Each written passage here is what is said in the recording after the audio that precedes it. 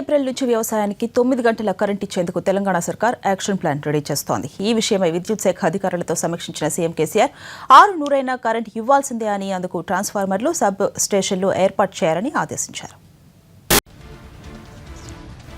తెలంగాణ రైతులు ప్రధానంగా ఎదుర్కొంటున్న సమస్య కరెంట్. ఈసారి ఎలాగైనా వ్యవసాయానికి పూర్తి స్థాయిలో విద్యుత్ సరఫరా చేయాలని టీ సర్కార్ భావిస్తోంది. అందుకు కావాల్సిన ఏర్పాట్లను సమీక్షిస్తోంది. విద్యుత్ శాఖ అధికారులతో క్యాంప్ ఆఫీసులో సమావేశమైన సీఎం కేసీఆర్ కీలక అంశాలపై చర్చించారు. ఏం చేసైనా వచ్చే ఏప్రిల్ నుంచి రైతులకు పగలు 9 గంటలు పవర్ సప్లై చేయాలని అధికారులను ఆదేశించారు.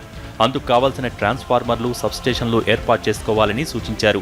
అదనంగా మరో 4600 మెగావాట్ల విద్యుదుత్పత్తి లక్ష్యంగా పెట్టుకోవాలని అధికారులకు టార్గెట్ పెట్టారు. భూపాలపల్లిలో ఈ నెల 5న 600 మెగావాట్ల విద్యుత్ యూనిట్ను ప్రారంభించనున్నట్టు ఆయన వెల్లడించారు.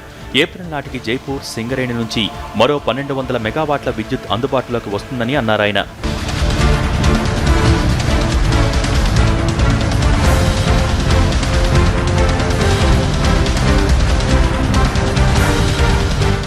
ప్రస్తుతం విద్యుత్ శాఖకు సంబంధించిన విషయాల్ని సీఎం దృష్టికి తీసుకెళ్లారు అధికారులు. ఈ సందర్భంగా BHEL ద్వారా నిర్మించే పవర్ ప్రాజెక్టు పనులను కూడా వేగవంతం చేయాలని ఆదేశించారు కేసీఆర్.